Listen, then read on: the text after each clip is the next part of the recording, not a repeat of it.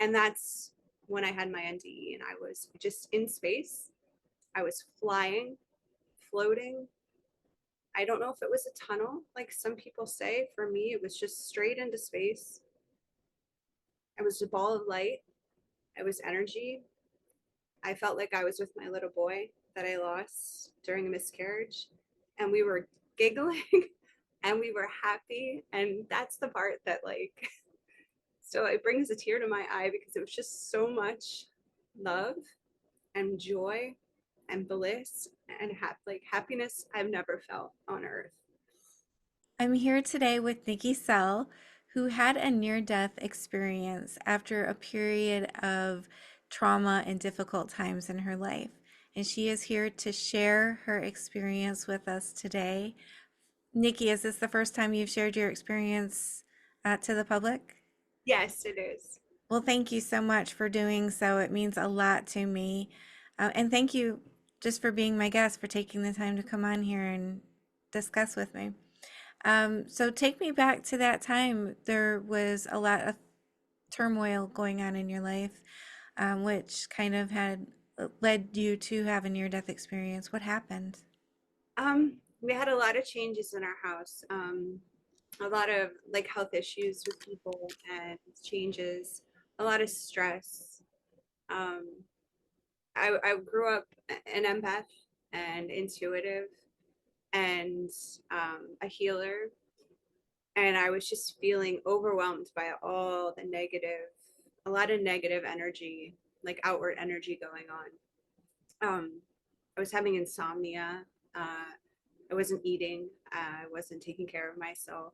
I wasn't sleeping, and yeah, I was having really bad dreams too, like a lot of visitation dreams from family members, and I didn't know what it meant. So, and also like some childhood memories, I guess, coming up here and there, and I was trying to sort through my traumas and healing. So, uh, it started. I wanted to enter a trance, I guess, like a trauma unlocking trance with my stepdaughter, and I had was feeling wobbly, I guess vibrating, I would call it, for a few weeks before it happened. And I didn't know what was going on. Like I lost all my faith a long time ago too. So, because I had been through some, like losing my father and losing my little boy from a miscarriage. So I was kind of like, feeling lost, I guess. And I lost myself for a long time. I lost my spiritual side and my beliefs, and I was depressed, and like I didn't know what was going to happen, and I guess I was just scared. I was scared of dying too for a long time. So anyway, went down the steps, and it kind of felt like I was waking up from a coma. I felt like I was something was going to happen. I felt like something was going to happen for a while, but I didn't know what. And we were seeing spirits in the house more. Like I see dark shadows, um, apparitions and stuff sometimes. So we were seeing that, and even my fiance was seeing it. And my stepdaughter too. We were getting like tugs at our shirts, and so I laid on the sofa, and I was going to enter a trance. It was going to be great, and it wasn't great. It wasn't. She sat on me, and I started talking through what I was seeing in my head, and she was kind of like on me. Part of it is a blur. I was in and out of consciousness. Um, One of my clients was there and had like opened a curtain. It was almost like she was lifting a veil. And then my family members all came, and I heard their voices, family members that have passed away and some that were still alive. They were there, and they were talking, and they were saying, "Oh, this might take a while." And they were kind of joking about it too, like saying like, "Well, why is it taking so long?" And they're like, "Well, we knew this would take a while." But I didn't really know what was going on. I was in and out of consciousness. I felt like I had fallen asleep. I was talking, I was hearing voices. I heard my fiance was guiding me too through it. And then I heard a lot of people talking, but it wasn't my relatives anymore. Now it was different people. And there was a dark spirit too that had entered in, kind of baiting me, telling me to do like really ridiculous things, like pull my tooth, or I don't remember what else he was saying, but and all the talking, and I was just getting really overwhelmed, and I just started screaming. And right when I screamed, I shot directly out of my head, just straight out. And that's when I had my NDE, and I was just in space. I was flying, floating. I don't know if it was a tunnel, like some people say. For me, it was just straight into space. I was a ball of light. I was energy. I felt like I was with my little boy that I lost during a miscarriage, and we were giggling and we were happy. And that's the part that, like, so it brings a tear to my eye because it was just so much love and joy and bliss and like happiness I've never felt on earth. And I was just so happy to be with him. And we were spinning and we were buzzing around, and just balls of light. I had no physical body. I had 360 views. I could see everything, and it was beautiful. It was just all the galaxies, all the stars, all the colors, kind of like the colors that you have behind you, like the orange, the orange and the pinks is what I saw a lot of, like from the Hubble, like the Hubble images that came out a while ago. It looked just like that. It was beautiful, and we were flying. And I remember hearing giggles. Now, at the same time that this was going on, like, so I was flying and out of my body, and back on Earth, my fiance was worried. So he called he called like 911 to come. He's like, I don't know what's going on with her. Something is going on. She's crazy. Is pretty much what he said. And so they at one point they came, but I don't know what was going on with my body on Earth. I was just gone. And they hooked me up to like check my pulse and all of that. And my heart rate had gone like to 150. My blood pressure was through the roof. So they were trying to calm me down. And I was kind of seeing that happening at the same time that I was up there. I was seeing people on the street like worried about me, and him worried about me because he called them and they couldn't get control of me. And I guess somebody had pushed one of the EMT guys off of me to protect me. And so they they sent the EMT guys out, and they had to call the police. So then the police showed up. And I remember I was sort of like opening and closing my eyes, and I could see the flashing lights of the cop cars like on the walls. And I got really mad because I told my fiance, please do not call the EMT while we're doing this. I just wanted to like do it, and that was it. But then I was getting angry with him, and he was kind of, at the same time he was still guiding me. He knew what I was doing. He was telling me what I was doing while I was doing it, but I don't think I was in my body at that point either. I was still flying around. So that as I was flying around, I was taken to, like, I call it the source or God. It was the light, the main light in the center. And it was absolutely beautiful too. It was just, it felt like warm, like it looked like, to me, it looked like floating clouds almost of white energy, like a pulsating, energetic light field. And it kind of had like balls of light coming and going, and I could see that, but I didn't know where I was.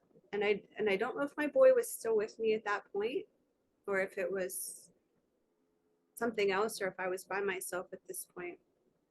But I remember right away I was like, this is amazing. And I had the 360 views still, and I had like just a sense of all knowing and forgiveness. and love. Like the love was just like bursting. I felt enormous, but also small. It was, that part is really hard to explain. I felt huge, like I was it and it was me, and that we're all connected in that source of light. And I remember I asked questions right away. I was like, did I die? Like, am I dead? And like they didn't really answer.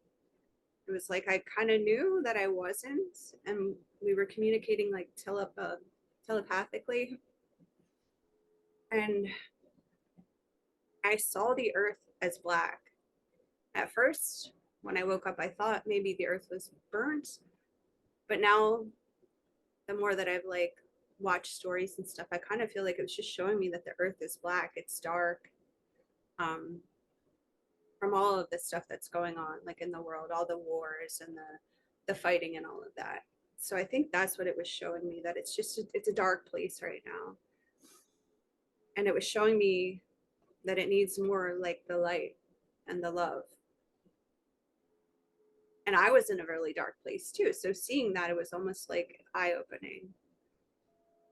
And I asked, I kind of asked if the earth had blown up or if it was dead, and if everybody I knew was dead, and they said not yet. But it wasn't like a voice again, it was just like a knowing, it was not yet.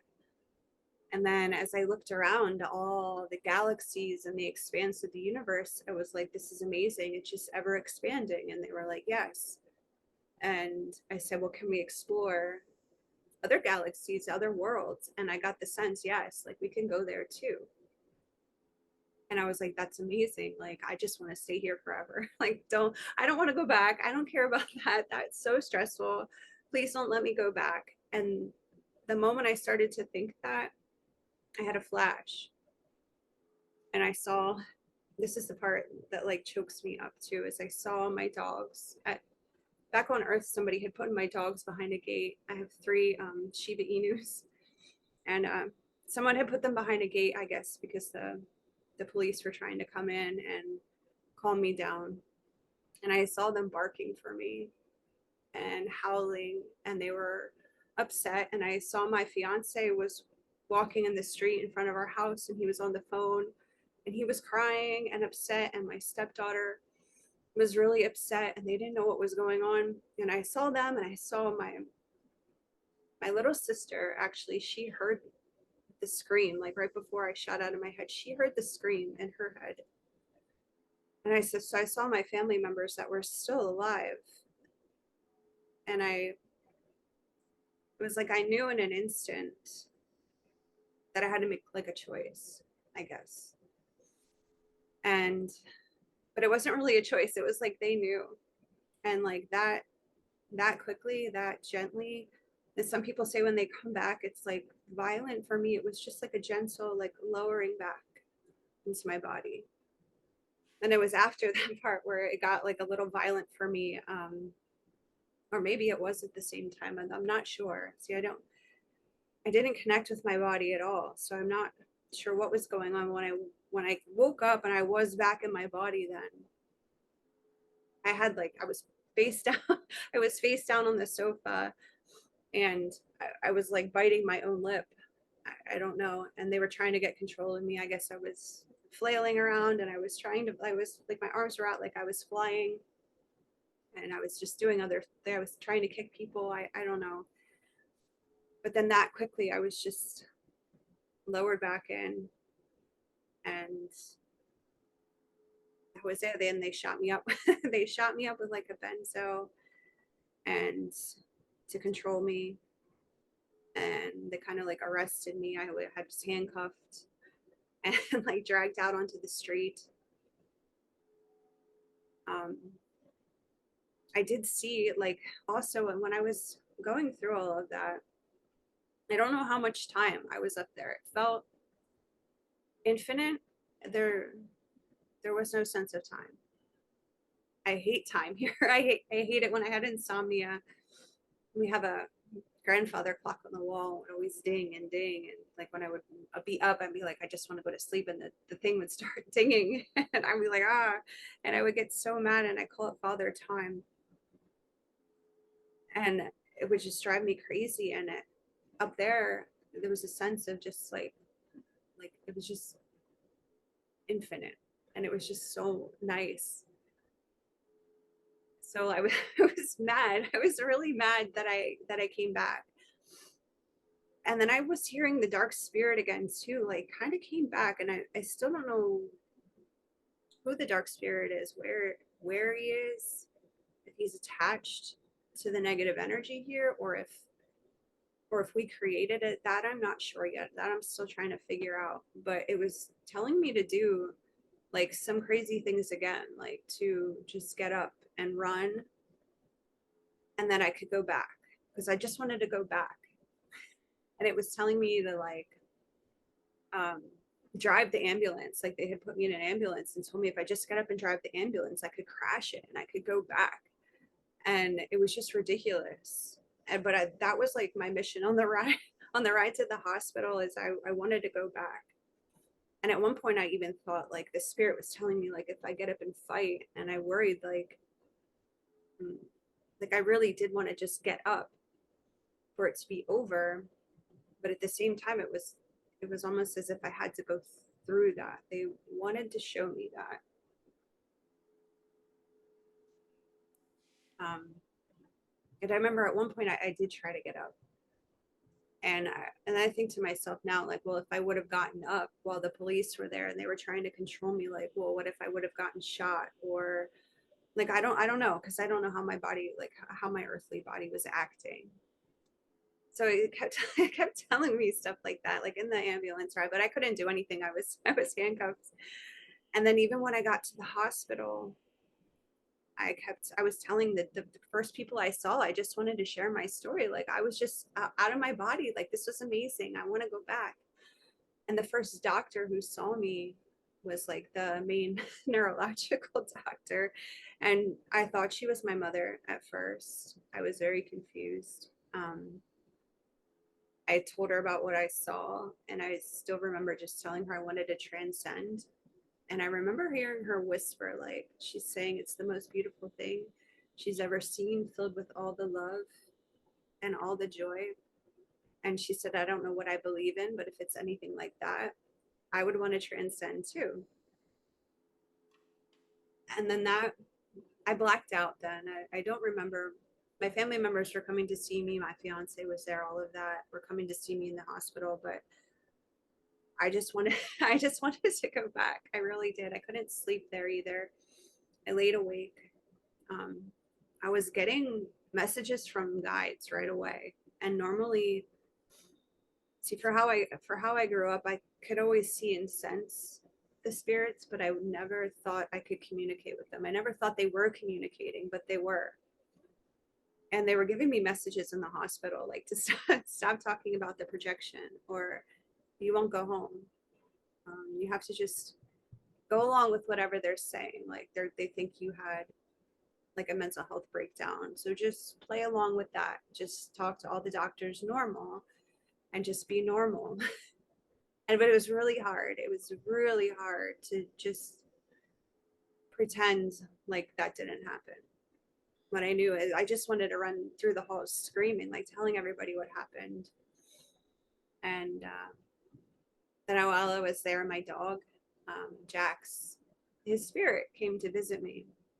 He even scratched on the bed, and that's what he does here when in the morning when he wants to get fed breakfast. He will scratch at the bed. So he pawed at my bed, and I didn't know how that could work either. It was almost like a visitation. So that was that. And then the next day, they did send me home. I came back here, and I was all the stress was back, and I was miserable. Like I didn't know what was going on. I felt very alone, I guess, lost. I would tell my story to like my fiance, that he didn't really believe it. And I said, your spirit was with me up there and you were giving me a hard time. I was like, it was almost like we were some kind of a like a soulmate. And you were telling me that it was going to be fine, that I had to do this right now so that it would wake me up, so that it would show me something, and I didn't know what. And so yeah, I was wobbling for weeks after that too. I had pain in the top of my head where I shot out. I still kind of have like a little pain there, and I get like a headache in the spot. And I've had like two people believe me when I told them my story. My sisters, they both believe me because we both have um, very intuitive connections with each other, and my mother too. My mother doesn't really believe me, but my sisters both do. So then I felt very alone again, and I was wobbling, and I started going on YouTube just to figure out, like, I had seen NDEs before, like a long time ago, but not really what happened to me. So I started looking for them and searching for them to find answers. And that's that's how I find your channel. And I think I had commented your very first video I saw. I had gone to bed the one night and I plugged in a charge bar that we have, and I plugged it into an outlet in the bathroom, and I went, and it was flashing. It wasn't charging properly, and it was flashing, and I thought nothing of it, and I went to bed, and I heard one of the stories of a woman that you had on, and she was talking about a fire, and she was the woman who the lights went on, and she had a message for you. And at that moment, when the light went on for her, my light, it's right behind me, my light turned on in my bedroom and woke me up out of a dead sleep. And I was sleeping, but I was also listening to your podcast at that moment. And when I woke up, she was talking about the fire. And I was like, this is really strange. Why did the light go on? Like we turn it off every night. So I got up, I went to the bathroom, and I'm still listening. And I'm like, I checked it, and the plug was really hot, like overheating, like it could have caused a fire. And I remember you said synchronicity, and I commented underneath the video, and I was like, this is amazing. Like, what just happened? Like, she saved my life. This channel saved my life. And it was a synchronicity. And that was like the very first, that's my dog's barking. That was the very first synchronicity that I saw after I came back. And then now, as I'm doing work on myself, they're still barking. I'm seeing them more and more. It's crazy, and I'm just being guided, I guess, now that I'm back, like through your channel and other channels and different practices that I should be doing to kind of get back to myself, back to the light, and like out of that darkness where I was for so long. And it's kind of showing me like what I need to do, like step by step. So you were being guided to a message in this experience, but you weren't quite sure what that was. Is that starting to open up for you right now, or since your experience, are you learning more? Yes, a ton. About doing a lot of it. It starts inside, is what I'm learning, and you have to really go in first. And right now, I'm working through a lot of grief, I guess, and processing negative energies and stuff, like learning how to transmute negative energies, sending them back, or sending them back with love instead of absorbing all of it and holding on to it. Because I do that. I always kind of like put other people first. And it's kind of showing me that I have to put myself first and go within, really focus. Like, I started doing chakra meditations, like all these things like yoga and stuff like that I never really did before. It's kind of showing me to do that, like focus on my body, um, work on the inside first. And then if you do that more and more, then you can start to open back up, like open back out the light and shine the light back out. Would you say that you may have been going through like a dark night of the soul before this experience? I'm not sure what that is, but probably, yeah. A dark night of the soul is kind of like kind of like rock bottom where you feel like everything is wrong, everything's going wrong, you just can't get synced. Yes. No, absolutely. Yeah. I think sometimes when people have these amazing spiritual transformative experience, at least it happened that way for me, is in that dark night of the soul. That's why I asked. It's like when you're at the very rock bottom and you think there can't be any further you can fall. And then you have this amazing experience that shows you, hey, it's going to be okay. You know, like everything's all right. Yeah, I didn't think of that. They thought they thought I was suicidal, and I was like, I'm not suicidal. I might have been like dying, like I felt like I was slowly dying, but yeah, I was definitely. I was like, this this life sucks. I want out. I want to go be with my boy, and that's what I was thinking for a long while. Is I just want to go. I want to go be with my boy. I want to see my dad again. Not that I was gonna actually do it, but yeah, I was definitely at a rock rock bottom kind of a place. I may have missed the part where you were doing something illegal. Why were you handcuffed? Oh, they the cops came because the EMTs were trying to get me to calm down, and like they were gonna give me like a shot of benzo, I guess. Um, but no, it was somebody here in the house. I'm not sure if it was my fiance or his daughter.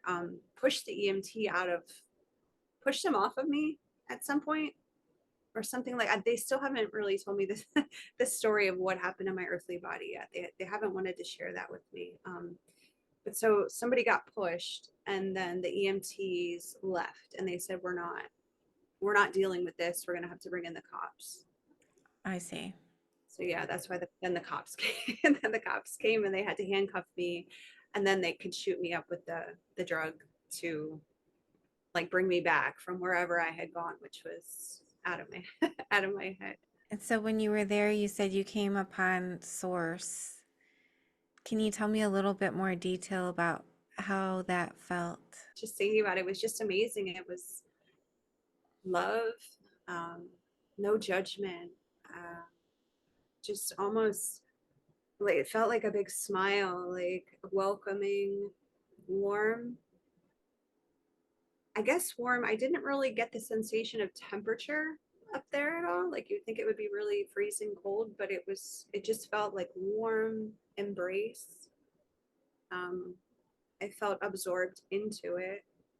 So I was kind of shown that I was a part of it and that it was me and that we're all a part of it. That every living being comes from there and goes back to there.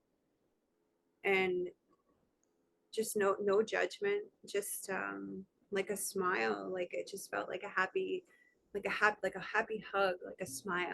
That's the best I can describe it. Did it feel familiar?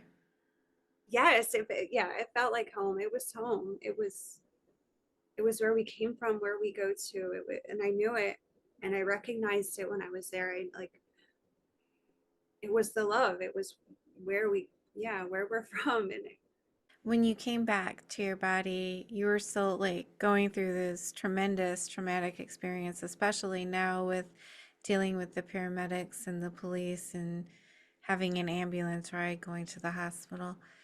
Did you remember the experience right away, or did it take some time for it to unfold?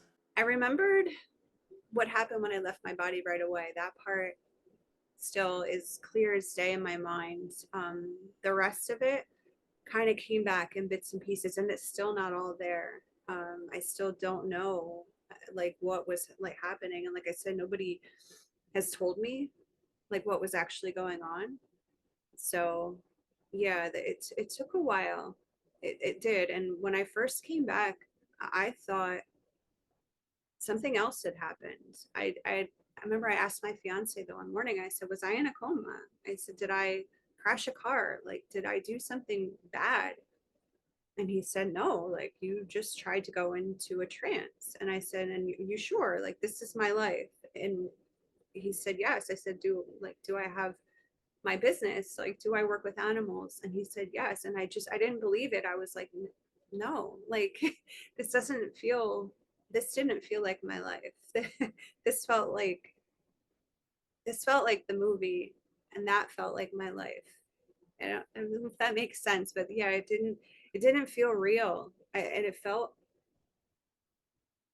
almost glitchy for a while too. I know it was like some people say that we're like avatar, like we're like avatars, but I did almost get that sense at first, and I was like, this isn't right. Like this is really strange.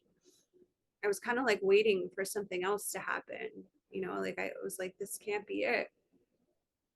It didn't feel right. Yeah, it was weird. That's really interesting. So, do you feel like that still, or have you come back to kind of totally sync with this place where it's reality? I've come back now. Yeah, it wasn't too long ago this happened. It happened on the spring equinox, so it was only about 3 months ago. So now, like, yeah, I'm kind of back. um I had to do a lot of grounding work, I think, to kind of to bring me back, like to realize like this is real, this is my life now. But at the same time, at the same time, I kind of am like, well, wait a minute. Like, it's that part's hard to explain too. It's like I kind of feel like if I really wanted to, I could go back there again. Like my soul can leave. And I did do, right when I got back, within the first few weeks of it happening, I found a guided meditation for leaving the body. And I did kind of listen to it, and I was getting pulls. Then I was able to pull myself out of my body and then gently come back. Um, so that's like the really hard part for me right now, is kind of like trying to ground back to earth, but also knowing that like I could leave again if I wanted to. Leave permanently, or can you go there temporarily? Like temporarily, like I like kind of have the desire to do it, like I do and I don't. Like I was kind of shown that I should really ground first, and yeah, definitely ground back to earth before I would try to do anything like that. I still am finding this where you felt like that was the real side and this was more of a dream, kind of, not reality. I find that very fascinating because a lot of near death experiencers say it was more real than it is here over there. But you brought that feeling back with you. Yeah. I haven't heard that before. Um, and now you feel like you have access to that other realm where you can go back and forth if you want to. What does that mean, do you think? Is there like a portal that opened for you, maybe? That I'm not sure. To be honest, I've been doing research, I've been reading, and I've joined other groups and stuff too. I know that some people can like meditate to other planes and get out. There's been like some famous ones. I think like Edgar Casey and stuff could do that, can leave and go to the different realms. And in some of my light worker groups that I'm in, people say that you can go. Um, but I'm not sure. I kind of feel like you can. You can go. You can meditate there and visit, kind of. Before this experience, were you a religious person or were you born in a religious home, raised religiously? No, not at all. My dad, he was very spiritual, very grounded, very psychic, fair going type, like rocks and crystals. My mom was an atheist. Um, I had like a little bit of Christianity from high school. Some of my girlfriends got me into Christianity for a bit, but I never fit into any kind of like religious box. So no. And then after my miscarriage, I completely was against God. I hated him for losing my son. If anything, I would identify more like with Buddhism, because I'm very connected with like nature and animals. Um, but yeah, no religion. Yeah, now I'm like, just I'm agnostic. I believe there's the source, the higher power, but I kind of was shown too that like all the wars, all the religions, like they have a purpose, but all the dying and all the wars from religion were for nothing. It didn't matter. So all the wars about religion, they didn't accomplish anything. Yeah, I know. They did. they did and they didn't. I kind of feel like it was part of a plan. But if we're all just balls of light in the universe, like then what did it accomplish on Earth? It's a man-made construct. It's not. I don't think it was from this. It maybe started from the source, or its intentions were good, but the people, the egos of the people, have used it for bad. A lot of near death experiencers, um, they have the sense that they're an orb, like you were saying, like you were a ball, and they see others as orbs as well. Did you see the others as orbs? Yeah, yeah. I saw them when I was floating around with my what I thought was my son. We were just little balls, just floating around. And then when I was at the source, I saw them. It was almost like roots of a tree coming and going, and it was just little balls of light. When you say coming and going, were they like the orbs of light coming and going into and out of source? Yeah, yeah. They were moving in and out, like on different little branches, little pathways. They were moving back and forth. Like one would go out, and then one would be coming in here. That's how I saw it. That's really beautiful. Someone explained to me one time that this in their near death experience, the souls were moving in and out of this like godlike source, like in a breath, like exhales, the souls were coming out, and then inhales, souls were going in. Was that kind of the same thing? Yeah, yeah.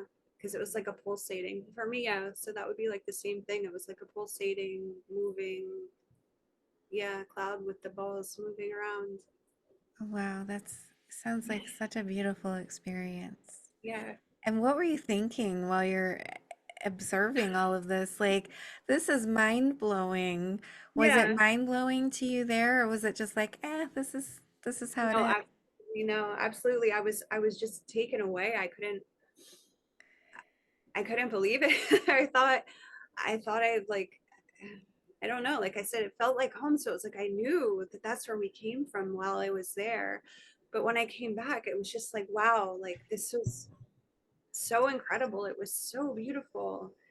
And while I was there, it felt normal. Like I could just see all around me, and I was just like, oh yeah, this is just normal.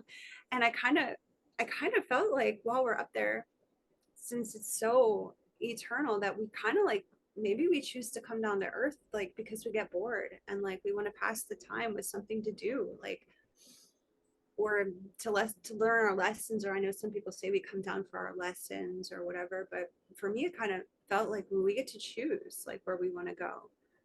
So sometimes we'll just come down, and it feels like a lifetime here is like a blink of an eye compared to the infinite amount of time up there, and that it's been going on for billions of years, and we're still billions of years that to go, and it's just still ever expanding. So it's, yeah, I got this like I got the sense that just like the vastness of it was just so overwhelming and amazing though at the same time.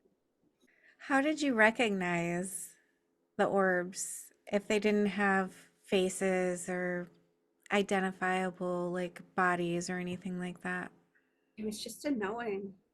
I just knew that like I didn't really I encountered more, I think, in my earthly body. I encountered the spirits of my family, but while we were up there, the only one I encountered was my boy. And it was just like I knew, and we were giggling. So I kind of feel like when you encounter them, you know them. They're your family. And when you communicated with them, how did that happen? You didn't have a mouth, you didn't No, have ears. just thoughts. Just whatever thoughts you have, you would just exchange thoughts back and forth. How did this change your view of death, if it did at all? Oh, I was afraid. I was so scared before, and now I'm not at all. Like I'm afraid of the dying process, I guess. Like I don't know how it's going to happen, but not afraid at all. No, I actually like I look forward to it, to be back in that feeling of the love and the bliss. because here it's just so, everything here is just so boxed in, and then people are so unhappy and so much negativity. So yeah, like I can't wait. Like I can't wait. Did you bring back any gifts with you, like clairvoyance? Yeah. So before I went, I did have like the empathy. I did have or the empath. I could sense the spirits, and now I can receive messages now, and I kind of have to channel in, but like just my daily meditations and stuff, or even when I'm um, getting ready for work, I'll put on a playlist and I'll ask my dad, like, because he's always sent me songs, or he sent me deer, and my boys sent me um, feathers and birds. So I'll just ask him to send me a playlist, and he will. So now I can communicate back and forth with him and receive messages. And I do, like when I meditate, I will get visions. I've seen angels, which that's my next thing I really want to meet, like my spirit guides. I've seen orbs, I've seen like lights, I've seen auras around trees, I see auras around people. Sometimes, like if someone has a very dark energy now, I'll kind of see it as like a little, like a black glow around them. So yeah, I brought that all that back. I like the first, like, it's kind of dimming, I think, a little as time goes on and I get more grounded. But at first I felt like I had to wear sunglasses around people because I could just sense right away like their intentions and what they were thinking and what they were feeling, and I could feel it too. You mentioned your guides. Are they angelic beings? That I don't know. Um, I've sort of had guides my whole life. Like I thought it was my dad and maybe grandparents, but as I go more with meditation and I did see the angel wings, I kind of I, I'm not sure. I've been trying to do I've been trying to do the work to meet them, but every time I try to do that work, I'm kind of shown that I have to ground more first, and to heal some traumas and stuff first before I can do the higher, I guess the higher work or whatever. I have to do some lower work first, and then I can start working on the higher work. I guess this is one more thing I would share. I think everybody has the ability to be to be clairvoyant, to be an empath, to see spirits. Everybody has that inside. Like I was kind of born always seeing it since I was a kid, and kind of like you don't tell too many people because people will look at you like you're a little crazy. Um, but I think everybody has that within them. You just have to believe it first. Like especially with the near death, I think some people, they don't believe there's anything after we die, or they have whatever views they have that we go to heaven or wherever. And I was kind of shown that we all have the ability, and it's within. Like you have to go within first, and like open, like I've been opening chakras, and once you can clear your chakras, like my grounding one was blocked for a while. Once you clear them and you can open up the very top chakra, that's where your power is. It's within you, and it's within everybody. Everybody has the ability to do it if you believe it and you work on it and you feel it, and you have to have a knowing. And I guess like a that's hard to explain too. Like I don't know, I've just like slowly been guided. Like I said, I'll open up YouTube every day, and whatever video pops up first, that's the one I pick. And I feel like I'll ask my spirit guide, I'll ask my guides to show me like where should I go next? What should I do next? I don't know where to go. I'm lost. Like what do I do? And every day, like when I go to do it, they'll show me a different one. Like I'll watch this video. This might help you, or watch this one. So yeah, I think it's within all of us, and we're all connected. We're all part of the source. We're all one being. It's got to go inside first. How can we do that? Do you have any tips for people at home who They have no experience with the chakras or meditation. Do what I did. Like I didn't either until after I had the NDE. I just went on YouTube, and like how I found your channel, I just would ask for guidance. Like I always ask for protection and stuff when before I go on trips and everything, and just ask like whoever you believe in or whatever you believe in, ask for guidance. Say what should I do next, or how can I work on myself, and start to like look and research it more. There's so much information out there, like especially on YouTube about stuff that I don't even know about. Um, like Akashic records. I just saw something about that today, and I'm like, what is this? Like I had, and I put a little note like, look that up. Different things like that, and just start looking into it, and then putting it into your daily practice. Have your be like grateful daily, and start to live more with love and more with light. And the more you do that, the more you'll get messages back, and you'll start to feel it more. Oh, that's beautiful. If my viewers wanted to reach out to you, if they had a question about your experience, how can they find you? I guess they could go to my Facebook. I'm not sure name of it. Eh, probably not Facebook. Or they could email me if you want to do that instead. Um, my email, should I say it now, or do you want to Sure. put it? Yeah, you can say it now. It's NSELL6750 at hotmail.com. If you had one message that you hope the audience would take away from this conversation today, what would it be?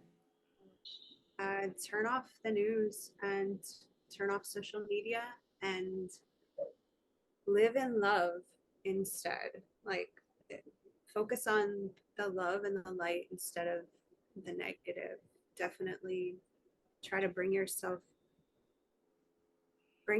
out of that, and love more, have more gratitude, and take care of your body. Definitely.